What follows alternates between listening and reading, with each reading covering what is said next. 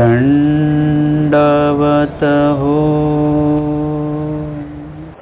चतुर्विध या शब्दाची फोड पाहिजे तुम्हाला। चतुर्विध म्हणजे चार प्रकारचे। जर चतुर्विध दुःख येतं, चतुर्विध स्मरण येतं, म्हणजे जे 4 प्रकारे केल्या जातं किंवा ज्याच्यामध्ये 4 प्रकार आहेत त्याला चतुर्विध असं म्हटलं जातं। म्हणजे स्मरण करत असताना सुद्धा तुम्हाला एकाच प्रकाराने स्मरण करायचं नाहीये, चतुर्विध त्याच्यामध्ये असलं पाहिजे। म्हणजे आपण डाळ बनवतो तर नुसतीच डाळ शिजवली की झालं का? नाही, त्याच्यात 4 गोष्टी टाकाव्या लागतात तेव्हा ती डाळ खाण्यायोग्य होते। तसं नुसतंच नाम घेतोय आपण म्हणजे स्मरण घडत नाही, ते फक्त नाम जप होतं। श्री चक्रवर्ती फक्त नाव घेतोय, हे नाम जप चालू आहे, परंतु देवाला जे अपेक्षित स्मरण आहे ते स्मरण नाही। जसं ते म्हणतात ना की काय जेवणार, पुरणपोळी बनवा, मग पुरणपोळीचं जेवण करू। मग ते नुसतंच पुरणपोळीचं जेवण, नुसतंच पुरणपोळी बनवतात का? ते नाही, पुरणपोळी सोबत बाकीच्या पण वस्तू त्याच्यामध्ये आपोआप येतात। तसं देवाला जे सांगायचं आहे की आम्हाला आठवा, म्हणजे नुसतंच नाम जप नाही, त्याच्यामध्ये 4 प्रकारच्या गोष्टी आल्या पाहिजेत। नामासोबतच लीळा सुद्धा आली पाहिजे, मूर्ती सुद्धा आली पाहिजे आणि त्याच्यामध्ये चेष्टा सुद्धा आली पाहिजे। म्हणजे चतुर प्रकार, 4 प्रकार ज्याच्यामध्ये आहेत। मग दुःख करायचं असेल तर नुसतंच दुःख करत बसायचं का? नाही, मग दुःख कसं करायचं? दुःख करताना सुद्धा 4 प्रकार आले पाहिजेत। निर्वेद आला पाहिजेत, मागील दोष, निर्वेद, अनुताप म्हणजे प्रस्तुत दोष, अनुशोष म्हणजे भविष्य काळात घडणारे दोष, आणि आर्त म्हणजे देवासाठी सुद्धा दुःख केलं पाहिजे। नुसतंच दोषांचं घेऊन दुःख नाही करायचं, म्हणजे याला चतुर्विध असं म्हणतात। ज्याच्यामध्ये 4 प्रकार असतात त्याला चतुर्विध असं म्हणतात। या मार्गाशी श्री दत्तात्रय प्रभू आदिकारण असं वचन आहे स्वामींचं। म्हणजे काय? महादाईसांनी विचारलं स्वामींना, लीळाचरित्रात पहिलीच लीळा येते की या मार्गाशी, हा जो तुम्ही मार्ग स्थापन केलेला आहे किंवा हा चालू आहे, तुम्ही जो सांगताय याची सुरुवात कुणी केलेली आहे? म्हणजे त्या स्वामी सांगतात या मार्गाशी श्री दत्तात्रय प्रभू आदिकारण। या मार्गाशी म्हणजे ज्ञान मार्गाशी। त्याचा अर्थ लावताना परमार्गामध्ये शास्त्रामध्ये असं लावतात की या मार्गाशी म्हणजे ज्ञान मार्गाशी, विधी मार्गाशी नाही। ज्ञान म्हणजे आमच्या पंथाची जी सुरुवात आहे ती ज्ञानाने सुरुवात असते। तिथे भावपूर्वक विधी वगैरे हे ते, जसं काही लोक म्हणतात ना की बाबा ते उपार दाखवणं विधी आहे आणि घास मोडणं हा भाव आहे, भावाशी संबंधित नाही। आमचे स्वामी सांगतात हे विधी भावातीत अनुष्ठान, इथे तुमचं इमोशनल वगैरे हा प्रकार चालत नाही। जे असेल तुमचा भाव जरी असेल तर तो ज्ञानपूर्वकच पाहिजे, बरोबर? म्हणून जेव्हा केव्हा सृष्टीची रचना झाली, प्रवाही सृष्टी, प्रवाही सृष्टीच्या आधी ही, आता ही प्रवाही सृष्टी चालू आहे, परंतु जी मूळ सृष्टी जेव्हा निर्माण झाली तेव्हा सुद्धा जेव्हा देव व्यक्त झाले, प्रगट झाले, अवतार घेतला, मूळ सृष्टीमध्ये अवतार घेतल्या घेतल्या काय केलं? ज्ञानच दिलं लगेच, पहिले ज्ञान दिलं। बरं, ती सृष्टी संहार झाली, परत दुसरी मूळ सृष्टी रचली तेव्हा पण ज्ञानच दिलं, तिसरी मूळ सृष्टी तेव्हा पण ज्ञानच दिलं। आणि परमेश्वर जेव्हा पण जीवाला भेटतात तेव्हा काय करतात? ज्ञानच देतात, ज्ञानाशिवाय वेगळं काही देत नाहीत। म्हणजे त्या जीवाला सज्ञान करतात परमेश्वर। तसं हा पंथ कुठला पंथ आहे? हा नुसता विधी पंथ नाहीये, कर्मकांड पंथ हा नाहीये। हा कुठला पंथ आहे? हा ज्ञान पंथ आहे, ज्ञान मार्ग आहे। म्हणून त्याचा उल्लेख केला जातो की चक्रधर, चक्र म्हणजे ज्ञान चक्र, शक्ती चक्र, ज्ञान चक्र म्हणजे परमेश्वर काय करतात? ज्ञानच देतात। आता इथे हा जो काही पंथ सुरू झालेला आहे, या पंथामध्ये या मार्गाशी म्हणजे या पंथाशी, ज्ञान मार्गाशी श्री दत्तात्रय प्रभू, दत्त म्हणजे दाते, देतात। काय देतात? ज्ञानच देतात ते। म्हणून सकळ अवताराशी कारण कोण आहे? दत्तात्रय प्रभू। दत्तात्रय प्रभूंनी कोणाला शक्ती हे केली? चक्रपाणी महाराज। चक्रपाणी महाराजांनी श्री प्रभूंना, श्री प्रभूंनी म्हणजे काय झालेलं आहे, सुरुवात अशी आहे. म्हणजे त्याचं श्री चक्रधर स्वामींनी हे कार्य जे सुरू केलेलं आहे त्याच्या आधी ते कार्य त्यांना कोणी दिलेलं आहे, श्री प्रभू, श्री चक्रपाणी महाराज, श्री दत्तात्रेय प्रभू. म्हणजे तिथून ती सुरुवात आहे. म्हणून या मार्गात श्री दत्तात्रेय आदी कारण म्हणजे मुख्य कारण आहेत असं सांगितलेलं आहे.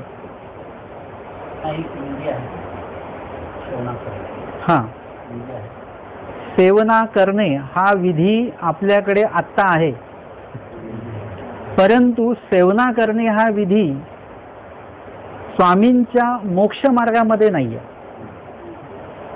म्हणजे काही काही गोष्टी असतात की जेवणामध्ये लोणचं दिलं, ठेचा वाढला, पापड वाढला, हे ठीक आहे सगळं, हे खाण्याचेच पदार्थ आहेत, परंतु ह्याच्याने जेवण होतं का? तुम्हाला जर का जेवायचं आणि तुम्हाला वाटीभर लोणचं दिलं तर जेवण होईल का? नाही. जेवणासाठी जेवणच द्यावं लागतं. कोणी पापड दिले खायला तर पापडाने जेवण होतं का? पापड म्हणजे खाजी आहे, मध्यंतरी खाण्याचे पदार्थ आहेत. तर काही गोष्टी आहेत की त्या जेवणात वाढल्या जातात पण त्याला जेवण म्हणता येत नाही आणि त्याच्याने जेवण होत नाही. जेवायचं असेल तर तुम्हाला जेवणच जेवावं लागतं. तसं आपल्याला हे बघायचं की आपल्याला काय मिळवायचं आहे, आता मोक्ष प्राप्ती आहे हे आपलं. मग आता मोक्ष प्राप्तीसाठी तिथे आपण हे करायचं की बाबा सर्च करायचं. आता आपल्याला आम्हाला काय पाहिजे, मोक्ष पाहिजे, ईश्वर प्राप्ती पाहिजे. मग ती कशी मिळेल? मग त्यासाठी तुम्हाला देवानी सांगितलेला विधी करावा लागेल. मग देवानी सांगितलेला विधी कुठे आहे? लीळाचरित्रामध्ये आहे, स्मृतीस्थळामध्ये तो आहे. मग आपण काय करायचं, ते चाळायचं. ते जेव्हा तुम्ही चाळाल त्याच्यामध्ये देव मिळवण्याचे विधी तुम्हाला सांगितलेला आहे. देव कशाने मिळतात? तुम्ही जर का स्वतःची योग्यता वाढवून घेतली तर त्याच्यामध्ये स्मरण सांगितलेलं आहे, सेवादास्य सांगितलेलं आहे आणि जे जे ज्ञान सांगितलं त्याचं आचरण सांगितलेलं आहे. जे जे वचन तुम्ही वाचता त्याचं आचरण आपल्याला घडलं की आपण मोक्षाच्या जवळ जवळ जवळ जाणार. आता त्याच्यामध्ये काय आहे की मधल्या काळामध्ये आपल्याकडे खूपशा अशा काही गोष्टी आल्या ज्या अन्य पंथामध्ये आहेत आणि तिकडून आपल्याकडे आलेल्या आहेत. मग कोणीतरी म्हटलं की मी गाठी घेऊन स्मरण करायला लागलो ना की मला झोप येते. मी म्हटलं असं सगळ्यांनाच कसं काय होतं? कोणाला जरी विचारलं तर कोणीतरी तज्ज्ञ व्यक्तीने सांगितलं की इथे तो जिथे आपण मनी फिरवतो अंगठ्याच्या बाजूचं बोट तिथे तो पॉईंट असतो, तो हे केला की ते आपल्या मेंदूला गुंगी येते, त्याला आपण झोप म्हणतो आणि त्याच्यामुळे झोप येते. मग काय करायचं? मग ते म्हणलं सेवना करा. मग लोक विशेषांची सेवना करायला लागले. आता त्या सेवनेमध्ये सुद्धा असे विविध प्रकार आलेले आहेत की सेवना ही करायची तर दत्तात्रेय प्रभूंच्या विशेषाचीच करायची आणि छोटा विशेष नाही चालत, त्याला मोठा विशेष लागतो. आणि एकदा सेवना चालू केली तर नित्य सेवना. आणि त्याच वेळेला कोणीतरी विचारलं की मग सकाळी नाही वेळ मिळाला, संध्याकाळी केली एखाद्या दिवशी? नाही, तसं नाही. सकाळी म्हणजे सकाळीच, संध्याकाळी नाही चालत. मग चक्रधर स्वामींचे नाही, चक्रधर स्वामींच्या विशेषाची सेवना करायची, दत्तात्रेय चक्रधर स्वामींचा नाही, बाकीच्यांचं नाही झालं. हे कुठून आलेले आहेत? ह्याचा आपल्याला काहीतरी पाठपुरावा पाहिजे की नाही? मला कुठलाही विधी करायला मला काहीच हरकत नाही आहे. माझं म्हणणं एवढंच असतं की जे पण आम्ही करतो त्याला आपण वेळ देतो तर ते योग्यच विधीला आणि योग्यच ठिकाणी आपला वेळ दिला गेला पाहिजे. जसं आपल्याकडे उल्हासनगरला पंक्ती व्हायच्या आधी, मग आम्हाला पंगत द्यायची, मग उल्हासनगरचेच 50 लोक जमवायचे, पंगत खाल्ली की गेले सगळे आपापल्या घरी. मी जेव्हा तिथे कार्यरूप झालो म्हटलं हे काय चाललंय? म्हणजे आपण पंगत एवढं अन्नदान करायचं आणि खाऊन कोण जातं? ग्रस्त मंडळीच खाऊन जातात. मग पंक्तीवाल्यांना मी असं म्हटलं की तुम्हाला जर का इथे 50 लोकांना खाऊ घालायचं असेल तर तुम्ही मार्गामध्ये 5 लोकांना खाऊ घाला, पण ते अन्न कुणाच्या उपयोगी जाईल? साधूंच्या उपयोगी जाईल, मार्गाच्या उपयोगी जाईल. ते म्हणजे जेही करायचं आहे तर तुम्हाला असं करा की जे उपयोगी जाणार आहे. म्हणून म्हणजे ते विधी पंथामध्ये प्रचलित झाले. आता विशेषाची सेवना हा कुठेही देवानी मोक्ष मार्गाच्या विधीमध्ये कुठेही ते वचन आलेलं नाही. स्वभाव मात्रेमध्ये सेवना कीजे असं कुठे आलेलं, परंतु देवता स्मरणे मात्र हे वचन आलेलं आहे. देवाला तुम्हाला आठवता आलं पाहिजे. आणि तुम्हाला मागच्या सत्रामध्ये मी सांगितलं आपल्याकडे जेवढे कुठले विधी आहेत ते सगळे देव आठवण्याचेच विधी आहेत. तुम्ही स्थानाला का जाता? पोटी उपार करायला जाऊ नका, देव आठवायला जा स्थानाला. पोटी उपार करायला नका जाऊ. स्थान हे वंदन कशासाठी सांगितलं? स्मृतीस्थळाचा ग्रंथ तुमचं दुसरी स्मृती तुम्ही वाचा.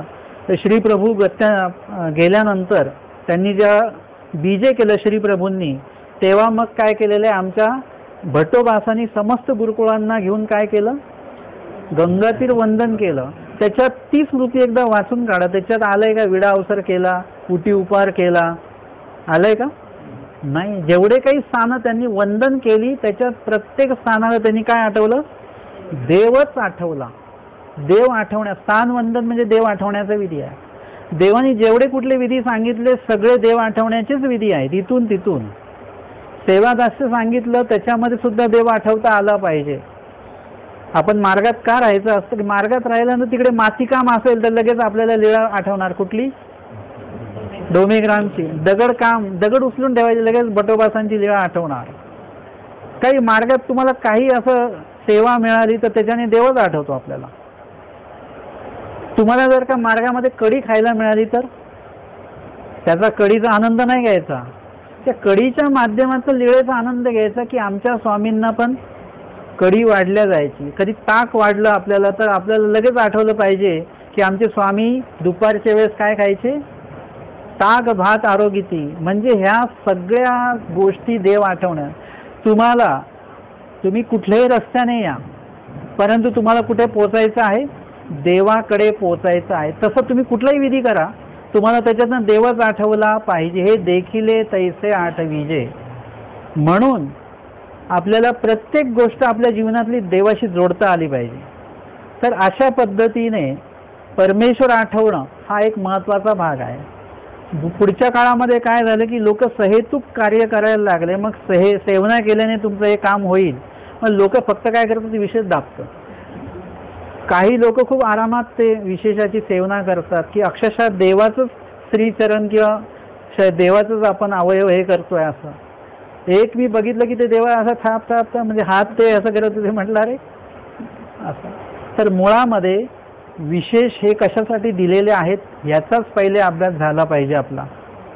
स्थान का दिलेत, प्रसाद का दिलेत आणि विशेष का दिलेत आपल्याला, या सगळ्या गोष्टी. आपण प्रसाद वंदन करतो म्हणजे काय, आषाढीला आपण निघतो आणि लगेच त्याची यादी असते आपल्याकडे. आज आम्ही अमक्या ठिकाणी गेलो, तिथे आम्ही जवळजवळ 500 जोड केले पूर्ण याच्यामध्ये. आपली यादी असते की नाही. आता प्रसाद वंदन म्हणजे तुम्ही काय करता, आता तुम्ही परत प्रसाद वंदनाला जा, आता काहीतरी येईल ना पळतं. आता तुम्ही प्रसाद वंदनाला गेल्यानंतर आता तुम्ही स्वतःला तपासा की तुम्ही प्रसाद वंदन कसे करता. देव आठवण्यासाठी प्रसाद वंदन करतच नाही आपण. आपलं फक्त एक डोक्यामध्ये नपाळते आज प्रसाद वंदन केलं पाहिजे बस. तर प्रत्येक प्रसाद जेवढे जोड येतात त्याच्यावर फक्त आपण कपाट टेकवून येतो, देव आठवून येत नाही. कुठला प्रसाद आहे, काय आहे, काही नसतं आपलं. फक्त प्रसाद झाले पाहिजे. पटकन करा, आम्हाला पुढे पण जायचं आहे, अजून परत घरी जायचं आहे, आम्हाला उशीर होईल, पटापट करा प्रसाद वंदन. हे आहे प्रसाद वंदन. स्थान वंदन म्हणजे कसं असलं पाहिजे. आमच्या भाई देवव्यासांनी जे भटोबासांनी सांगितलं की स्वामींची पीक आहे, ते काय त्याला वंदन करून ते लगेच निघाले का, की ते लगेच त्याच्यातलं त्यांनी थोडासा कण काढले आणि लगेच खाल्ले, हा देवाचा प्रसाद मिळाला मला. नाही, तसं काहीच केलं नाही त्यांनी. ते घ्यायला गेले पण ते घेऊ शकले नाही. तिथे पोचेपर्यंत देव त्यांच्या हृदयात इतक्या वेगाने त्यांनी आणलेले आहेत की अक्षरशः बेशुद्ध पडले. भटोबास म्हणाले बेलापूरला नेलं तर हे देह जाईल यांचं. एवढं हे याला म्हणतात स्थान वंदन. आपण स्थान वंदन काय करतो, असं करतो का कधी? कधी बेलापूरला आम्ही गेलो, आम्ही बेलापूर वंदन करून आलो, एकदम आनंदात सांगतो. बेलापूरला गेल्यानंतर आपण अर्ध गळीत गर्भगळीत होऊन असतं ना, ते तसं झालं पाहिजे. आपलं गळून गेलो पाहिजे आपण की हे आपल्यामध्ये ताकद नाही राहिली पाहिजे की बेलापूर आठवल्यानंतर आपल्या मनामध्ये काय भाव निर्माण झाले पाहिजेत. एखाद्या आईचा तरुण मुलगा गेला असेल, त्या आईला त्या मुलाचा फोटो दाखवला 10 वर्षांनी, तर ती आईचं कसं परिस्थिती होते? बोलू शकते का आई? लगेच आईचा गळा भरून येतो, मन भरून येतो, डोळ्यात पाणी येऊन जातं.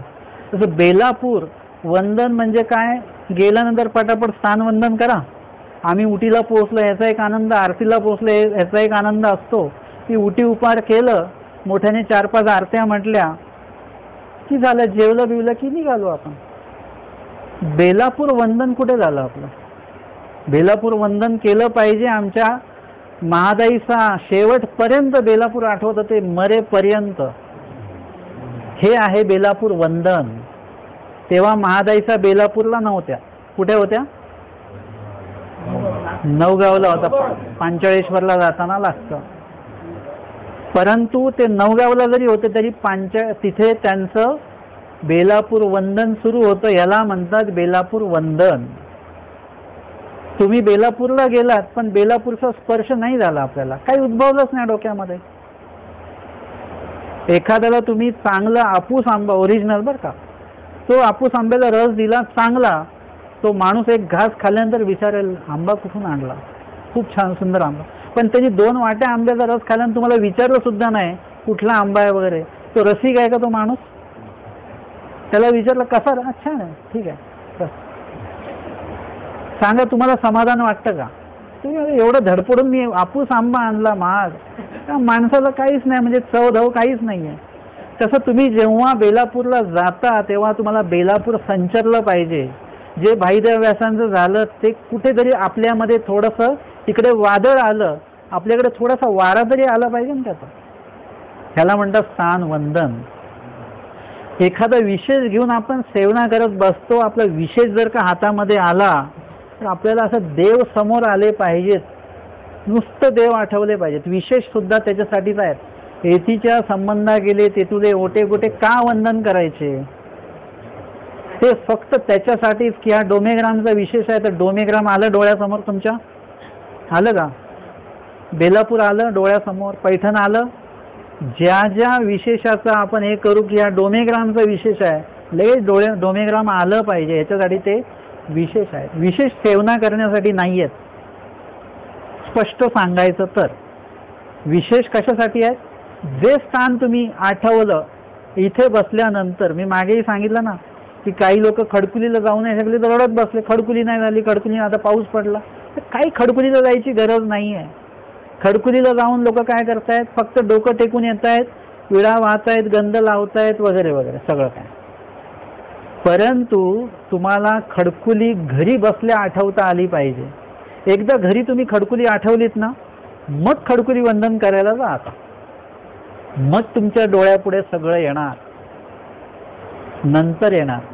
आपण आधीच खडकुली वंदन करून फक्त येतो, त्याच्यासाठी स्थान वंदन नाहीये. स्थान वंदन हे उटी उपारासाठी नाहीये किंवा ट्रिप काढून जाऊन यायचं, आता लॉकडाऊनमध्ये कुठे गेलं नाही म्हणून जाऊन फिरून यायचं नाहीये, त्याच्यासाठी नाहीये. तुम्हाला आठवलं पाहिजे, मी पांचाळेश्वरला गेले, लगेच तिकडे उपार ठेवा, आपला देव येतात जेवायला वगैरे, त्याच्यासाठी नका करू. माझं म्हणणं आहे की कोणी किती तिथे काही करत असले तरी तुम्ही मात्र पांचाळेश्वरला गेलात तर लक्षात घ्या, आमच्या स्वामींनी सांगितलं आज अद्यापि दत्तात्रय प्रभू इथे येतात. इतर स्थानांचं आपल्याला माहिती का तिथे देव येतात की नाही येत? आपल्याला आहे का माहिती? नाही माहिती. पण इथे आमच्या स्वामींनी स्वतः श्रीमुख्य सांगितलंय, म्हणजे तिथे दत्तात्रय प्रभू आजही येतात. तर तिथे गेल्यानंतर आपण काय केलं पाहिजे मला सांगा बरं. एखादा कॅमेरामॅन जर का आला तर आपण काय करतो? कॅमेरामॅन जर का आपल्या समोर आला, तो फोटो काढतोय आणि तो कॅमेरा समोर आपल्याकडे आला तर आपण काय करतो? लगेच आपण व्यवस्थित असं बसून, किती चांगले कपडे असले तरी व्यवस्थित होतो आपण, असं लगेच बसतो. लोक जेवत असतील तर लगेच घास इकडे इकडे ठेवून देतात का? त्याच्यात आपण व्यवस्थित आलो पाहिजे. तर कॅमेऱ्याची एवढी काळजी आहे आपल्याला. तर देव जेव्हा बघतात तेव्हा ते कॅमेरा नाही, ती कृपा दृष्टी आहे. कृपा दृष्टीमध्ये जर का तुम्ही पास झालात तर कितीतरी तुमचे अडथळे असेच नासून जातील, कितीतरी. आमच्या स्वामींच्या कृपादृष्टीमध्ये मार्कंड आलेच नाहीत, त्यांचं काहीच झालं नाही.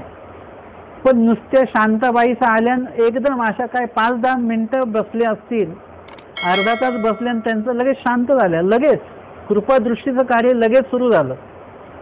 दत्तात्रय प्रभू जर का तिथे उपस्थित आहेत तर आपण काय केलं पाहिजे मला सांगा. त्याला देवाला जे आवडेल ते केलं पाहिजे. काय आवडेल देवाला, तुम्ही काय केलं पाहिजे तिथे असं की देव बघतील कोण आहे बाबा पुण्याहून हे कोण आलेले आहेत, काय कराल तुम्ही. तुम्ही बसा तिथे स्मरणाला आणि खरोखर देवाला तिथे आठवण्याचा प्रयत्न करा की दत्तात्रय तिथे बसलेत. हे इमॅजिन करायचं आपल्याला, आपल्या अंगाला काटे आले पाहिजेत, असं काहीतरी कराल तुम्ही तर नक्की दत्तात्रय प्रभू तुमच्याकडे बघतील म्हणजे बघतील. हे मी गॅरंटीने सांगतो. म्हणजे हे मी माझी गॅरंटी तो अशातला भाग नाहीये, हे तात्विक भाग आहे हा. जेव्हा तुम्ही देवाला आठवता तेव्हा देवाचं लक्ष तुमच्याकडे येतं. आज आपण इथे देवाबद्दल जेव्हा बोलतो त्यावेळी देवाचं लगेच लक्ष इकडे दृष्टी येते. जर का मी ते निर्दोषपणे सांगत असेल तर ती कृपादृष्टी येईल, नाही तर नुसतीच दृष्टी येईल, कुणी नाव घेतलं बाबा. म्हणजे आपल्याला काय करायचं, स्थानवंदन अशा क्वालिटीचं करायचं. तुम्ही एरवी गाडी करून जाताच ना, पैसे खर्च करता, वेळ खर्च करता, मग ते स्थानवंदन आपल्या क्वालिटीचंच झालं पाहिजे, चांगलं की जे देवाला आवडलं पाहिजे. म्हणून विशेष वंदन करताना, स्थानवंदन करताना, प्रसाद वंदन करताना सर्वतोपरी देवाला आठवा. बाकी काहीच आठवू नका. पंखा नाहीये, हे नाहीये, ते नाहीये, असं काही आठवू नका. गरमी होते आहे, आम्हाला पुढे जायचंय, काही आठवू नका. काही खूप 50 प्रसाद जोड केले म्हणजे तुमची योग्यता वाढते असं नाही आहे. मुळात म्हणजे आपलं प्रसाद वंदन कधीही होत नाही. प्रसाद जे देवाने दिलेले वस्त्र आहेत ते कधीही आतमध्ये असतात, वरती जे अन्य धागे असतात त्यांनाच आपण वंदन करत असतो. म्हणजे मूळ प्रसादाला आपला स्पर्श कधीच होत नाही. तुम्ही स्थानवंदन करायला जाता, तुम्ही मार्बलला डोकं ठेवता, तुम्ही त्या गल्पाला डोकं ठेवता, तुमचं वंदन मूळ स्वामींनी स्पर्श केलेल्या जागेला कधीच होत नाही. म्हणून स्थानाच्या ठिकाणी विशेष पण ठेवलेले असतात की हा अविधी जर का घडलेला आहे, म्हणजे मार्बलला डोकं ठेवलं तुम्ही, मार्बलला उटी केलेली आहे तर ते मग आता विशेष वंदन करा, आता म्हणजे विधी करा. हे जे काही म्हणजे स्पष्टपणे आपलं जे काही होत नाही प्रत्यक्षपणे, मग त्यावेळेला तुम्ही काय कराल, त्यावेळेला तुम्हाला काय करायचं आहे, त्या स्थानासंदर्भातली लीळा आठवायची, त्या विशेषा संदर्भातली लीळा आठवायची, प्रसादा संदर्भातल्या ज्या लीळा आहेत त्या आठवायचा. हा विधी तुमच्याकडे येतो. आता तोच उदाहरण आपण घेऊ. आईला मुलाचा फोटो दाखवला, आता आईने त्या मुलाच्या फोटोला कपाळ टेकवलं तर त्या मुलाला स्पर्श होणार आहे का, नाही होणार. मग आई काय करते त्यावेळेला, त्या मुलाच्या आठवणी, त्याला हे आवडायचं खायला, त्याला इकडे जायला आवडायचं, त्याला हे देवपूजा करायला त्याला आवडायची, म्हणजे ह्या आठवणी आई काढते. आज आपण कुठल्याही जुन्या बाबांचं आठवण काढली तर ते बाबा इथे स्मरणनिष्ठ होते, आमच्या घरी आले की ते स्मरण, म्हणजे काय करतो आपण त्या बाबांचं आठवण, त्यांच्या प्रत्येक चांगल्या गोष्टीची आठवण, आणि आपण ते बोलतो. आम्हाला तेच करायचं आहे. प्रसाद आले की आम्हाला स्वामीच्या प्रसन्नतेच्या लीळा आठवता येतील, हे लक्ष द्या. तुम्हाला जर का स्थानवंदन तर त्या स्थानासंदर्भातली लीळा तुम्हाला आठवता आली पाहिजे, विशेष त्याच्या संदर्भातली लीळा तुम्हाला आठवता आली पाहिजे, कुठलीही घटना घडली त्या संदर्भातली लीळा तुम्हाला आठवता आली पाहिजे. याच्यासाठी स्थान, याच्यासाठी विशेष आणि याच्यासाठी प्रसाद आहेत, आणि म्हणून आपण ते पाळलं पाहिजे. आणि जे काय आहे की प्रसाद वंदनाला बाहेर पडायचं, निपाळता मुळात म्हणजे न पाळता असेल तर त्यावेळेस काय केलं पाहिजे, आपण जास्तीत जास्त स्मरण केलं पाहिजे. आपण जास्तीत जास्त प्रवास करतो, बरं प्रवास करतो तो चांगल्यासाठीच करतो, स्थानवंदन विशेष, पण तो पण आपण त्या पद्धतीचे करत नाही. जर का तुम्ही उन्हात बाहेर पडायचंच नाही, पण बाहेर पडले तर काय करायचं, कानाला बांधा, काही सोबत कांदा घेतात, बरं जाताना दही खाऊन जातात, ते उन्हाचा प्रभाव नाही झाला पाहिजे ना. तसं नपाळत्याचा प्रभाव होणार नाही का आपल्यावर, जागोजागी देवतेंची अधिष्ठानं असतात नपाळत्याच्या दिवशी, होऊ शकतो ना त्याचा प्रभाव. मग आपण जाताना पण धर्म वार्ता करत गेलं पाहिजे, गाडीमध्ये काहीतरी स्मरण करत गेलं पाहिजे, तिथे सुद्धा शांत असलं पाहिजे, देवदेव पूजा करताना देवाचंच आठवलं पाहिजे. प्रसाद वंदन करायला जाणं चुकीचं नाहीये, परंतु प्रसाद वंदन करण्याची पद्धत आपली चुकीची आहे. म्हणून सेवना नाही केली तरी चालेल, पण जास्तीत जास्त तुम्हाला देव आठवता आला पाहिजे. सेवना करू नका. विशेषाला दाबल्याने काही होत नाही. विशेष हा पाषाण आहे. आता हे लीळाचरित्र आहे, स्वामींचं लीळा. हे विशेष दाबलं तर काय होईल का? ह्याच्याने देवाला आनंद होणार आहे का? ते करा की ज्याच्याने देवाला आनंद होणार आहे ते कार्य तुम्ही करा. आणि म्हणून हा विधी जो आहे अवांतर काळामध्ये आला. हे विधी कसे निर्माण होतात? एखादा म्हणतो मला वाचायला कंटाळा, स्मरण नाही होत, मग तू सेवना कर बाबा. तुला झोप येते का? मग सेवना कर. सेवनेमुळे त्याचा हात हालत राहील, तो पण हालत राहील आणि डोळेसुद्धा हालत राहतील आणि स्मरणामध्ये सगळ्यांना झोप लागते. परंतु सेवनेमध्ये तुमची शरीराची मुवमेंट चालू असल्यामुळे झोप लागणार नाही. म्हणून एखादा म्हणतं मला बसून स्मरण करता नाही, मग झोप येते, मग तू प्रदक्षिणा कर. प्रदक्षिणा तिथून चालू झाली आहे. एरवी प्रदक्षिणेचा काही संबंध नाही आहे. उलट एका ठिकाणी बसा, प्रदक्षिणेमध्ये मी प्रदक्षिणा केल्या 50 मुंग्या बघितल्या का खाली? नाही बघितल्या. मुंग्या नव्हत्या तिथे, परंतु सूक्ष्म जंतू तर आहेत ना. जेवढी हालचाल कराल तेवढं तुमचं सूक्ष्म जंतू मरतात. पण ते का आलं? तर ज्याला झोप येते मग तू प्रदक्षिणा कर बाबा. अशा पद्धतीने विधी नव्याने रुजू झालेले आहेत. वांचून मूळ जेवणामध्ये असे कुठलेही विधी नाही आहेत. हे नंतरच्या काळामध्ये की तो मुलगा म्हणतो की मला भाजीसोबत नाही खायचं, मग ते आई म्हणतं मग जाम सोबत खा. जाम हा मूळ जेवणातला पदार्थ आहे का? नाही. भाजी, चपातीसोबत भाजीच हा मूळ पदार्थ आहे. पण नंतरच्या काळामध्ये हे ॲड केलं गेलं. ज्याला नाही जमत त्यांनी हे घ्या. परंतु जॅम खाल्ल्याने पौष्टिकता मिळते का? नाही मिळणार. रक्त तयार होतं का त्याच्याने? नाही होणार. मग त्याच्यासाठी तुम्हाला जेवणच जेवावं लागतं. म्हणजे आपल्याला लक्षात ठेवायचं की आपल्याला देवाने सांगितलेलाच विधी करायचा. बाकी कुठल्याही गोष्टींमध्ये आपला वेळ जो आहे तो जास्तीत जास्त देवाने सांगितलेल्या विधीमध्ये आपल्याला उपयोगामध्ये आणायचा आहे. बस तेवढंच लक्षात घ्यायचं. नामस्मरण करत असताना काय आठवायचं? तर नामस्मरण करत असताना तुम्हाला मूर्तिज्ञान कशासाठी सांगितलेलं आहे की एरवी जर का मला तुम्ही म्हटले बाबा एखादी लीळा सांगा, तर मी सांगतो कुठली सांगू? म्हणजे मला तुम्ही काहीतरी काय करा, पर्याय द्या. जो एक पर्याय दिला की बाबा तुम्ही असं करा, श्रीनेत्राच्या लीळा सांगा, मग लगेच मी सांगेल बाईसांना प्रेमदान दिलं, महिषाकडे स्वामींनी पाहिलं, कृपादृष्टीने दृष्टपूत केली झोळी, म्हणजे त्या लीळा आपण सांगू. मूर्ती ज्ञानामध्ये ती सोय केलेली आहे आपली की आपल्याला मूर्ती आठवायची नाही आहे, आपल्याला फक्त लीळा आठवायची आहे. म्हणून मी अलीकडे एक माझं जे चिंतन आहे त्या माध्यमातून मी एक हे केलं की काही लोक लीळा आठवतात, मग नाम आठवणं राहून जातं. मग ते नाम आठवायला लागले की लीळा राहून जाते, लीळा आठवायला लागली की मूर्ती राहून जाते. त्याच्यासाठी एक चिंतनातनं मी बघितलं की एक जर का तुम्ही लीळा आठवायला लागलात तर त्या लीळेमध्ये नामसुद्धा येतं, लीळासुद्धा येते, मूर्तीसुद्धा येते, सगळं येतं. मग आमचे स्वामी गोसावी बीजे केले, म्हणजे आमचे स्वामी आले, त्याच्यामध्ये नाम आलंच, स्वामींचा उल्लेख झाला पाहिजे.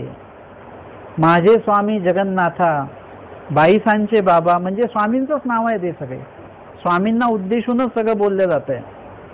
मग स्वामींचं नाम आलं आणि मग आमचे गोसावी तिथे छिन्नस्थळीकडे आलेत, बसलेले आहेत, म्हणजे त्याच्यामध्ये ती लीळा आली. कोण आले? स्वामी आले. म्हणजे स्वामी आले म्हणजे काय आलं? श्रीमूर्ती आली, म्हणजे त्याच्यात मूर्ती पण आली. मग स्वामींनी खांबाशी स्पर्श केला म्हणजे त्याच्यात चेष्टा पण आली. म्हणजे एक लीळा जेव्हा तुम्ही आठवता त्या लीळेमध्ये नाम पण आलं, लीळा पण आली, मूर्ती.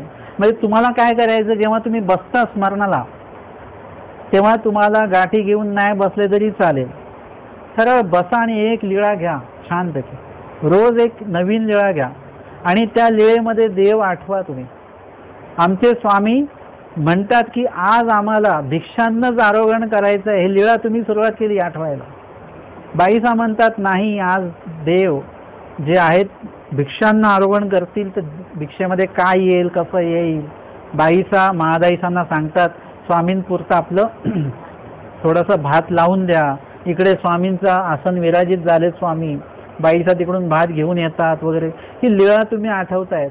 ह्याच्यामध्ये आमचे स्वामी बसले, जेव्हा जेव्हा स्वामींच्या नामाचा उल्लेख जरी नाही झाला, पण स्वामी हा एक तुमच्या संकल्प ह्याच्यामध्ये एक स्वामींचा उल्लेख जरी झाला मानसिक आहे, तरी स्वामींचं नाम त्याच्यामध्ये आलंच. हे देखिले तैसे आठविजे, देवाला आठवायचं आहे. मग ते नामाच्या माध्यमातून आठवा, लीळेच्या, मूर्तीच्या किंवा चेष्टेच्या माध्यमातून आठवा. हे तुम्हाला पर्याय दिले 4.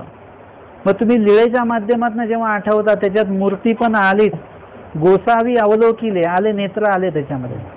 नुसतेच नेत्र आले का न त्याच्यात मान पण आली, स्वामींनी असं बघितलं. नुसतीच मान आली का न पूर्ण श्रीमुख आलं ना त्याच्यामध्ये. गोसावी बीजे केले म्हणजे त्याचे श्रीचरण आले, श्रीमूर्ती पूर्ण आली त्याच्यामध्ये. म्हणजे त्याच्या आपल्याला स्मरणामध्ये फक्त एक लीळा घेऊन जरी तुम्ही बोलत राहिलात तरी तुम्हाला ती लीळाच्या माध्यमातून देव आठवणार. आता याचं प्रमाण आहे आपल्याकडे. भटोबास जेव्हा बसलेले आहेत आणि आमचे माहीमभट्ट विचारतात की तुम्ही काय आठवता, तेव्हा ते काय म्हटले, स्वामींच्या अमोघा लीळा ज्या आहेत त्या अमोघा लीळांचं. म्हणजे याचं प्रमाण आपल्याला भटोबासांच्या मुखातलंच प्रमाण मिळालं. तुम्ही नुसतं लीळा आठवा आणि त्या आठवणीत राहा. भट्टोबास जेव्हा स्वामी गेले तेव्हा स्वामींचं नाम घेत बसले नाही. स्वामींसाठी पूर्ण वेळ ते स्वामींच्याच आठवणीमध्ये. दीक्षेला गेले तरी स्वामीच द्या, स्वामीच द्या. म्हणजे पूर्ण त्यांचं वातावरण जे आहे पूर्ण स्वामीमय झालं. ते लीळेच्या माध्यमातून वगैरे वगैरे.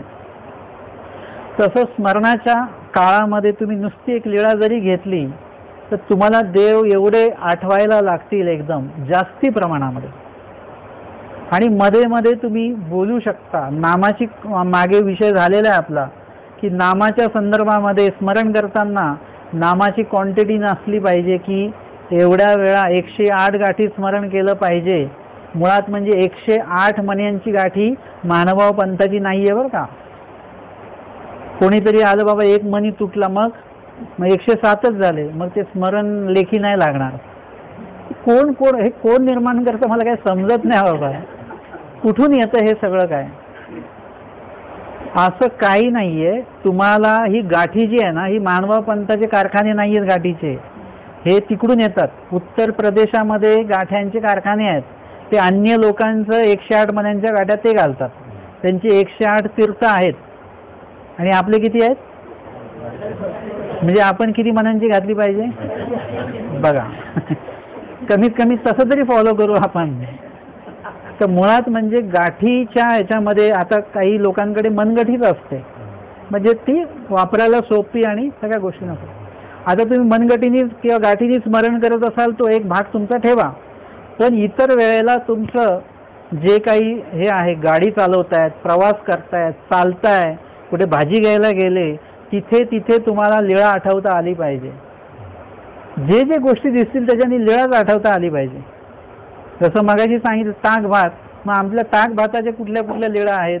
स्वामींनी इथे ताक भात आरोहणा केलं, तिथे ताक भात आरोहणा केली. तर पालेभाजी दिसली की कुठली चाकवताची भाजी स्वामींनी बनवली स्वतः, तर ती लीळा आठवता आली पाहिजे आपल्याला. बघा ती भाजी घेताना जर का तुम्ही लीळा आठवत असाल तर ते भाजी घेता घेताच त्या भाजीतले दोष निघून जातील. तिथून हिंसा वगैरे सगळ्या दोष निघून जातील. पूर्ण भाजी घेईपर्यंत घरी येईपर्यंत देवालाच आठवताय तुम्ही. तुमच्या त्या लीळेंचा स्पर्श त्या भाजीला पण होईल. आता जेव्हा तुम्ही जेवायला लागाल तेव्हा पण लीळाच आठवता आहेत, तर काय होईल, त्या ठिकाणी पूर्ण तुमचं जेवण पण सात्विक होणार आहे. अर्थातच आपल्याला अशा म्हणजे पूर्ण याच्यामध्ये तुम्हाला लीळा आठवता येत असतील तर तुम्हाला तुमच्या आसपास काही समस्या निर्माण झाली, लाईट गेली तरी तुम्हाला काही वाटणार नाही. लाईट गेली तर तुम्हाला काय आठवलं पाहिजे, स्वामींच्या काळात होता का पंखा, लगेच आठवलं पाहिजे. मग स्वामींना किती ऊन लागत असेल. वेळूच्या लेणीमध्ये स्वामी होते. आज तुम्ही लेणी करायला जा, पायात जर का चपला नसतील ना तर खरोखर देव आठवतो तिथे. उन्हाळ्यामध्ये लेणी करायला जा बिना चपलेचं, देव आठवणार तुम्हाला. असं होऊन जाईल ते की देवाच्या काळामध्ये पंखा नव्हता, मग देव कसं करत असते. आत्ता तर आपल्याला AC लागतो, कूलर लागतो, पंखा लागतो, तरी म्हणतो गरम किती होत आहे. तर देवाच्या काळात कसं असेल. लाईट गेली, देवाच्या काळात कसं असेल. बाईचा दीप उजळीती, मग ते कसं असेल? मग तो एक दिवस आपण तसा करून बघूया. लाईट असून लाईट बंद करा आणि दीप उजळून बघा कधीतरी, कसं असेल त्या काळातलं वातावरण. म्हणजे ह्या सगळ्या गोष्टी आपल्याला जो प्रसंग निर्माण होईल त्याच्यात देव तुम्ही आठवायला लागा, तुम्हाला समस्याच निर्माण नाही होणार. असं देवाला जर का आठवता आलं तर आपले सगळे रोग व्याधी वगैरे तुम्हाला आठवणार नाहीत. आठवलं तर मग सगळं होतं. आता जर का मी बोलतोय आणि तुम्हाला घड्याळ आठवलं नाही, अरे मीच आठवण करून दिली तुम्हाला, तर तुम्हाला काहीच आठवणार नाही. पण आता जर घड्याळ आठवलं तर काय होईल? तुमचं लगेच समस्या निर्माण झाली, घरी जायचं घरी जायचं घरी जायचं, निर्माण झाली समस्या. तर अशा पद्धतीने देव आठवताना फक्त देवच आठवा, बाकी काहीच आठवू नका. तर असं जर का आपण केलं तर आपले कितीतरी समस्या अशाच सुटून जातील. मुळात म्हणजे आपल्या समस्या नसतातच, पण आपण त्या समस्या क्रिएट करतो की मला जावंच लागेल, त्यांनी आमंत्रण दिलेलं आहे, मला जावंच लागेल. लोक लग्नाला जातात, साखरपुड्याला जातात, वाढदिवसाला जातात, सगळ्या गोष्टीला गेलंच पाहिजे. पण सत्संगाच्या बाबतीत असतं का? नाही नाही, त्यांनी मला बोलवलंय तर सत्संगाला मी गेलंच पाहिजे, असा असतो का भाव? नसतं तसं कधी. जेवढं लग्नाला महत्त्व देतात ना लोक, लग्न कार्याला, तेवढं सत्संगाला लोक देत नाहीत. वाढदिवसाला देतात तेवढं सत्संगाला देत नाहीत. तर ही समस्या आपण क्रिएट केली की मी गेलोच पाहिजे, नाही तर मी नाही गेलो तर ब्राह्मण तिकडे तो मंत्रच म्हणणार नाहीये. असं आहे का कधी? आज तुम्ही नाही गेले, लोक जेवण खावण करून घरी जातील. परंतु सत्संगामध्ये जर का तुम्ही नाही आलात आणि एका व्यक्तीने जरी तुमची आठवण काढली की हे आमके आले नाहीत, तर ही आठवण कोणी काढलेली असते? त्या व्यक्तीने काढलेली नसते, ती देवाने काढलेली आठवण असते. तुमचं कुठेतरी काहीतरी असतं, कणव असते, म्हणून देवाने ती आठवण करून दिलेली असते एका माणसाला. तो माणूस 10 लोकांना सांगतो ती व्यक्ती आली नाही, मग ते 10 लोक त्यांना सांगतात तुमची आठवण काढली होती. मग त्याला वाटतं की अरे बाप, मी उगाचच इकडे गेलो, माझ्याशिवाय इथे काहीच आडलं नाही, कोणीच विचारलं नाही. असतं का? ज्याचं लग्न आहे तो लगेच फोन करतो का आला नाहीत तुम्ही? तो काहीच नाही विचारत, त्याला माहिती नसतं कोण आलं कोण गेलं. पण सत्संगातल्या लोकांनी आठवण काढली ही खूप मोठी गोष्ट असते. म्हणून आपल्याला काय करता आलं पाहिजे? देवाला सतत आठवता आलं पाहिजे. हे आहे चतुर्विध स्मरण. म्हणजे स्मरण करताना नुसती एक लीळा घ्या आणि सतत लीळा आठवा. तुम्हाला सतत म्हणजे भटोबासांसारखं आपल्याला झालं पाहिजे. अष्टोप्रहर स्मरण जे आहे ते आत्ता आपलं आत्ता नाहीये, लगेच होणार पण नाहीये, त्याच्यासाठी खूप मोठा काळ जाऊ द्यावा लागेल आपल्याला. आपल्याला प्रचंड एकाग्रतेची गरज आहे. हो. तर मग ते एकाग्रता साध्य करण्यासाठी आपण जसं तुम्ही म्हटलं की श्वासावर नियंत्रण करायचं साधन, ते आपण कधी असं फॉलो केल्याचं? एकाग्र माणूस जो असतो ना, एखाद्या गोष्टीशी माणूस गंभीर झाला की तो एकाग्र होतो. त्याच्यासाठी एकांतात जावं लागत नाही, कुठल्याही प्रकारची बैठक करावी लागत नाही.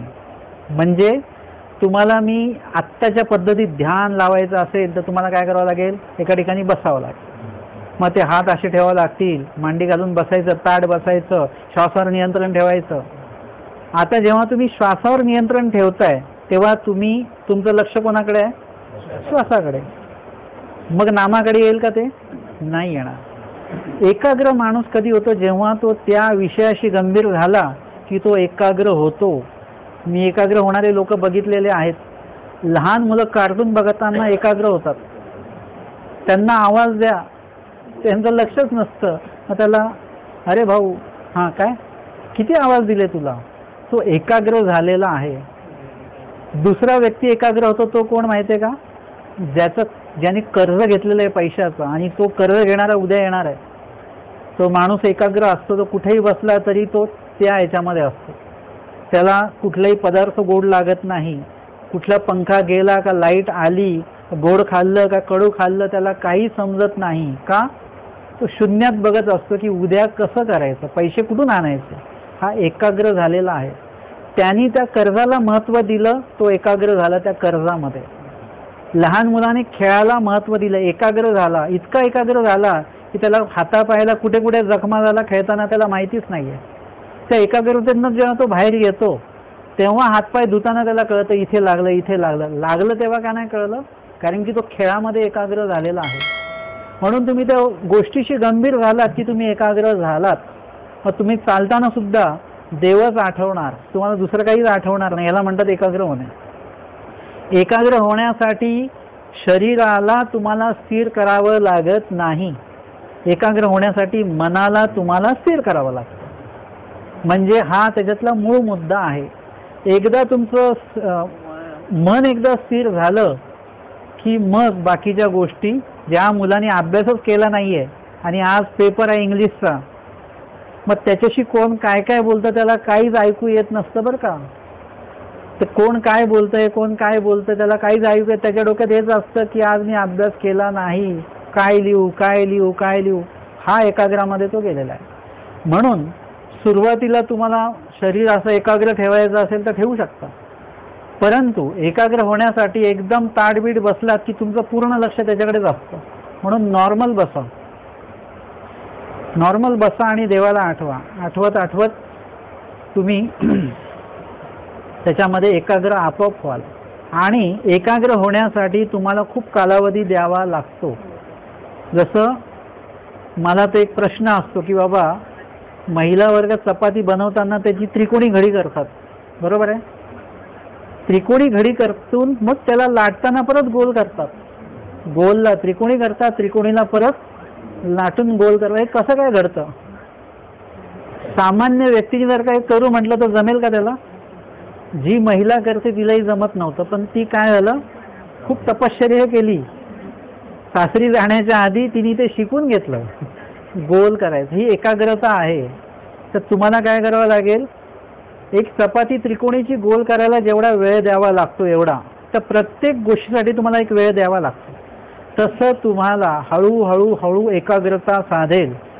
मग तुम्हाला अशी एकाग्रता साधेल की तुम्हाला कुठलंही, म्हणजे आता माझं असं असतं की मी जास्त वाचन नाही करू शकत. मी वाचन करायला लागलो, जसं मी जास्त लिळा घेऊ शकत नाही.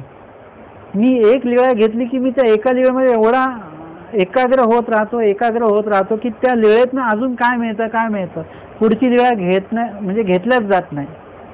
वाचन करत असताना सुद्धा असंच आहे की एखादं वचन वाचलं की मी त्याच्यामध्येच राहतो की हे वचनात देवाने हे सांगितलंय. पुढचं वचन वाचेन तेव्हा फक्त पुढच्याच वचनामध्ये मी एकाग्र होतो. म्हणजे त्या वचनासंदर्भातलं पूर्ण आपल्याला काय करता आलं पाहिजे, व्यापकपणे अवलोकन करता आलं पाहिजे. हे सुद्धा काय आहे, एकाग्रपणा आहे. एकाग्र झाल्यानंतर मग तुम्ही त्याच्यातनं एकाच लिळेमध्ये तुम्ही तल्लीन होऊन जाता. आता माझं असं आहे की आज ही लिळा घेतलेली आहे, आता परत आपण 2 महिन्यांनी हीच लिळा घेतली तर या लिळेतनं परत तुम्हाला वेगळं ऐकायला मिळेल. तुम्ही जर का म्हटलं की ही लिळा झालेली बाबा, परत घ्या, त्याच्यातनं परत काहीतरी वेगळं येईल. म्हणजे प्रत्येक वेळी तुम्हाला त्या लिळेमध्ये एकाग्र होता आलं की तुम्हाला त्या लिळेतनं खूप काय असं मिळत राहतं. असं परमेश्वराच्या प्रत्येक गोष्टीमध्ये, विधीमध्ये एकाग्र होता आलं पाहिजे. आमचे आचार्य गेले भर तापामध्ये चालत गेले, परंतु एकाग्रतेने गेले, स्वामींसाठी गेलेले आहेत. स्वामींनी काय काय सांगितलेलं आणायला, तोच भाव फक्त मनात, दुसरा कुठलाही भाव मनामध्ये नाही. ते याला म्हणतात एकाग्रपणा. आणि त्या एकाग्रपणात त्यांचा तापही गेला, त्यांना घामही आला, त्यांनी हातपायी धुतले, त्यांचं त्याच्याकडे लक्ष सुद्धा नसेल की माझा ताप गेला म्हणून वगैरे काय. आणि एकाग्रता वेगळी आहे. अशा पद्धतीने एकाग्र आपल्याला होता येतं. आता जे तुम्ही सांगितलं की महादेव राजांना स्वामींनी भेट का नाही दिली, कारण की ते जर काही ते अनुसरले मग राज्याचं कसं होईल. आता प्रत्येक व्यक्तीचं, पुरुष व्यक्ती तो त्याच्या घराचा राजा असतो, आहे की नाही. आता आपल्याला लांब कुठे जायचं नाही, महादेव राजाकडे जायचंच नाही, आपल्याला भटोबासांकडे जायचं. भटोबासांचं एक लहान मुलगा आहे, पत्नी आहे तरुण, आणि भटोबास आलेले आहेत. तर स्वामींनी त्यांना म्हटलं का तुम्ही आलात मग तुमचं घरच्यांचं कसं होणार. म्हणजे तो ज्यांचं हातावर पोट आहे त्याच्यासाठी त्या पत्नीचा नवरा जाणं हे पूर्ण आयुष्य कोलमडून गेलं ना तिथं, बरोबर आहे. त्यांचं राज्य संपलं ना तिकडे. किंवा आमचे माहीम भट्ट आहेत, माहीम भट्टांचं तर सांगून पण नाही आले, निळभट्ट तर निघून आले बाहेरच्या बाहेरच. ते त्यांच्या घराचे कोण आहेत, राजेच आहेत. मग देवाने विचार केला की मग हे आले तर मग यांच्या घरच्यांचं कसं होईल. त्या संदर्भातली व्यवस्था जी आहे. म्हणजे आता हे मी तर पहिल्यांदाच ऐकलं की महादेव राजा जर का इकडे आले मग त्यांच्या राज्याचं कसं होईल, असंच जर का देव विचार करायला लागले तर काय होईल. मुळामध्ये त्याचं कारण असं सांगितलं जातं की महादेव राजांना दर्शन व्हावं, त्यांनी परनिष्ठ काही भरपूर चांगलं करून ठेवलं, परंतु स्वनिष्ठ भरपूर चांगलं करून ठेवलंय, परंतु परनिष्ठ काहीतरी असं करून ठेवलेलं आहे, अनेकांच्या दर्शनामध्ये ते आड आलेले आहेत, त्याच्यामुळे स्वामी त्यांना दर्शन देत नाही. म्हणजे स्वनिष्ठ दोषापेक्षा परनिष्ठ दोष मोठा असतो, निमित्त दोष मोठा असतो, नित्य दोष म्हणजे स्वतः संदर्भातला दोष छोटा असतो. एखाद्या तो माफ केला जाऊ शकतो, पण अनेकांच्या संदर्भातला दोष असेल तर तो माफ करणं खूप मुश्किल असतं. की एखाद्याने म्हटलं की आम्हाला सत्संगाला जायचं, कशाला सत्संगाला, कुठे जाता एवढं उन्हात आणत, म्हणजे काय केलं आपण, त्याला थांबवलं, त्याच्या विधीमध्ये अडथळा आलो. असं अनेक वेळा तसं काहीतरी झालेलं आहे. त्याच्यामुळे काय झालं की आता त्यांना भेट जेव्हा घ्यायची आहे, परंतु स्वामी त्यांना भेट देत नाही. आपला मगाशी पण विषय झाला.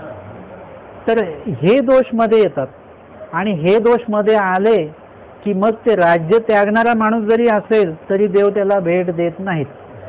आणि हे जर का दोष नसतील तर मग त्याचं काही जरी तो किती मोठा माणूस असेल तर देव काय करणार, त्याला भेट देणार. त्या भेटीमध्ये देव स्वतः सुद्धा अडथळा आणू नाही शकत. निळभट्टा म्हणजे ते पडवीतनं बाहेर आलेले आहेत, तिकडच्या तिकडे स्वामींसोबत गेले, स्वामी अडथळा ठरू शकले का त्या त्यांच्या येण्याला, त्यागाला. देव स्वतः अडथळा आणत नाहीत. जर का त्यांचा एवढा मोठा अधिकार आहे आणि मग राज्याचं कसं होईल वगैरे म्हणून देव म्हणते नको नको आता मोक्ष नको, पुढे बघू त्यांचं, असं जर का देव म्हणत असतील तर लगेच निळभट्ट भांडारेकरांचं उदाहरण आहे. निळभट्ट म्हणतात हा परत योग येईल का, देव म्हणतात ते माहिती नाही. मग आज महादेव राजांचा योग आहे आणि देव म्हटले की आता नको, पुढच्या वेळेस बघू आपण, मग तुम्ही तेव्हा राजा वगैरे नसाल, मग तेव्हा आम्ही भेट देऊ तुम्हाला. पण आज जो आवडी आहे, आज जो योग आहे तो पुढच्या जन्मात नसेल तर देव जर का निळभट्टांना इथल्या याच जन्मामध्ये जर का म्हणतात की आम्ही ते सांगू शकत नाही, तर महादेव राजाच्या बाबतीमध्ये पण स्वामी असा अडथळा ठरणार. देव कधीही अडथळा ठरत नाहीत. आणि म्हणून कोणी जरी असला तरी आता आपल्याला परत पहिल्या अवतारांकडे जर का आपण आलो तर 5 पांडव कोण होते, राजेच होते की नाही. अर्जुन म्हणजे कोण होता, राजाच होता. त्याला पण स्वामींनी काय केलं, राज्य मिळवायला सांगितलं, लगेच त्यागायला पण सांगितलं. स्वामी म्हटले आता एवढं मिळवलेलं आहे, मग आता थोडं हे करा वगैरे, मग निवृत्त झाल्यानंतर मग या संन्यास घ्यायला. अशी सोय दिली का देवानी त्यांना, नाही. लगेच स्वामींनी त्यांना त्यागायला सुद्धा सांगितलं. मग ते सुद्धा, ते तर राजा होते, ते पण बलाढ्य राजा होते सगळे, म्हणजे त्यांना सुद्धा स्वामींनी काय हे केलं का, अडथळा ठरले का स्वामी, नाही. जो जेव्हा त्याग करू म्हटलं तेव्हा तो त्याग करू शकतो, परंतु त्याचं जर का त्यागामध्ये अडथळा असेल तर देव तिथे स्वतः सुद्धा कधी कधी इच्छा असेल तरी नाही करू शकत. स्वामींना वाटत नव्हतं का त्या बैलाला मोकळं करावं म्हणून, परंतु स्वामी म्हणतात याची कृतकर्मे तुम्ही जाणार ना, तुम्हाला माहिती नाही यांनी काय काय केलेलं, म्हणून आमची इच्छा होत नाही याला. नाही तर हा काय करतो, लहान मुलं वगैरे काही बघत नाही, सगळ्यांना तो इजा पोहोचवतो. तसं आहे ते. मग स्वामींना आपले दोष पण तर बघावे लागतात, गुण सुद्धा बघावे लागतात. कधी कधी दोषांना बाजूला करून गुणांना स्वामी मोठं करून देतात, दान देऊन टाकतात. बाईसांचं जर काही 3 दोष होते ते बाजूंनी स्वामींनी बाजूला करून टाकले, प्रेमदान देऊन टाकलं. महादेव राजाचा स्वामींना मारण्याचा दोष होता, बाजूला करून टाकला, प्रेमदान देऊन टाकलं. मार्तंडाचं नाही करू शकले, देवाची इच्छा असून सुद्धा नाही झाला. दादोसांना द्यावं अशी इच्छा असून सुद्धा दादोसांचा दोष नाही बाजूला झाला. म्हणजे अडथळा असेल तर देव सुद्धा काय करू शकत नाहीत, आणि योग आला तर देव सुद्धा तो योग थांबवूच शकत नाहीत. इतकं ते जबरदस्त सगळं ते असतं. म्हणून महादेव राजाचे जे काही दोष असतील भेट होण्याच्या मधले, ते त्यांचे अडथळे मध्ये आले, त्याच्यामुळे स्वामींची त्यांची भेटी झाली नाही. पहिलं तर बघा की पहिल्या दिवशी तर काय झालं, ते पटाचा हत्ती मेला, तो म्हटला आणि अशुभ कार्य झालं. आता जर का तुम्ही देवाला भेटायला चालले तर हत्ती मरो ना हत्तीचे परिवार मरो, तिकडे काही मरो. हत्ती का तुमच्या कुळातले आहेत का जातीपातीतले आहेत का समाजातले आहेत की त्या मेल्यामुळे आपल्याला जायचं नाहीये? असं नाही. कशाला महत्व दिलं पाहिजे? त्यांनी कशाला महत्व दिलं? शुभ अशुभ. मग स्थानाला जायचं का? नाही नाही, आज शनिवार आहे, आज नाही जायचं.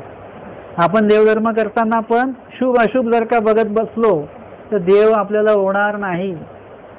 त्यांना सांगितलं पंगत करा तुम्ही रविवारी, नाही रविवारी वर्ज दिवस, अशुभ दिवस. अरे वर्जता असेल तर तुम्ही अन्नदान केलं तर ते अशुभपणा निघून जाईल तुमच्या आयुष्यातला, वर्जपणा निघून जाईल सगळा काय. तर आपण कशाला महत्व दिलं? त्यांनी कशाला महत्व दिलं? हत्तीला महत्व. हत्ती मेला, अशुभ झालं. मग दुसऱ्या दिवशी परत निघाला तर काय झालं? पाऊस आला. मग आता पाऊस असा आला की पावसाने झोडपत परत मागे आणलं. म्हणजे काय झालं? आता पहिल्या दिवशी गेला असतं तर मेलेला हत्ती उठून त्यांनी मागे आणलं असतं का यांना? तो तर मेलेलाच आहे, हा निघून पण गेला असता. दुसऱ्या दिवशी नाही टाळू शकला आणि तिसऱ्या दिवशी तर अजिबातच तो टाळू शकला नाही. पहिल्या 2 दिवशी त्यांनी भेटी टाळल्या, बरोबर. तिसऱ्या दिवशी स्वामींनी भेट टाळली. एकी दिन मिळे, दोन्ही दिन मिळे, तिसरा दी मिळणारच, बरोबर आहे. हे कधी होईल? जेव्हा देवाच्या संदर्भातली आवडी असेल आणि देव भेटावा हा जर का भाव मनामध्ये असेल आणि इतर कुठल्याच गोष्टीला तुम्ही कर्मराटीच्या कुठल्याही गोष्टीला तुम्ही मान देत नसाल, दैवापैकीच्याच गोष्टीला मान देत असाल तर एकी दिन भेटल्या नाही, दुसऱ्या दिवशी नाही भेटलं, तिसऱ्या दिवशी तुम्हाला मिळणारच. परंतु जर का तुम्ही कर्मराटीला महत्व दिलं तर एका दिवशी नाही भेटणार. जे तुम्ही भेट टाळली, दुसऱ्या दिवशी तुम्ही भेट टाळली तर तिसऱ्या दिवशी स्वामी भेट टाळणार. म्हणून एक सत्संग आपण टाळला, 2 सत्संग टाळले तर तिसरा सत्संग आपल्याला टाळेल.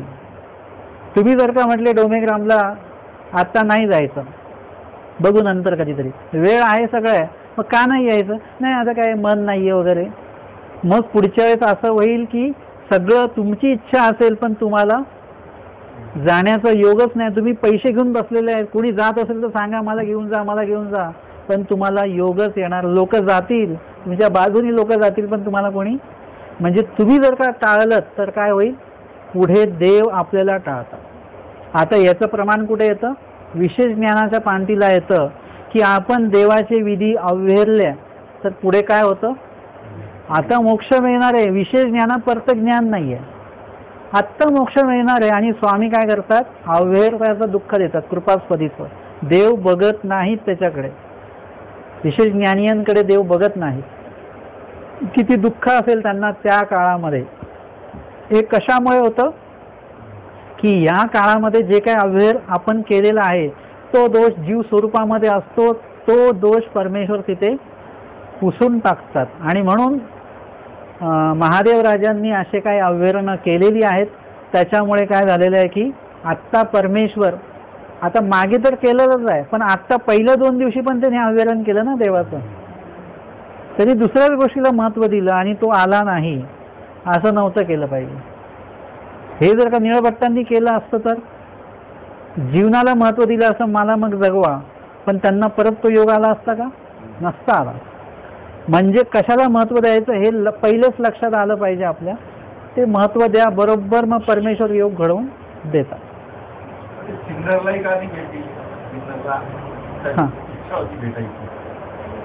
हा तेच ना, मग तेच कारण मध्ये आलं. सिन्नरला या याच्यामध्ये तर भेट त्यांना नाहीये. आता पुढेच कधी त्याचा पश्चाताप जर का महादेव राजांना झाला, दुःख त्यांनी केलं, तळमळ केलं, त्यांच्या मनामध्ये तर राहिलं असेल की त्यांनी जर म्हटलं ना की त्यावेळी पण ते पुरुष भेटले नाहीत आणि आताही भेटले नाहीत, हे मनामध्ये मरेपर्यंत दुःख त्यांनी ठेवलं, प्रायश्चित ठेवलं, तर काय होईल? त्यांना त्यांचा जो दोष आहे तो काय होईल? नासून जाईल आणि पुढच्या जन्मामध्ये त्यांना भेट देतील परमेश्वर.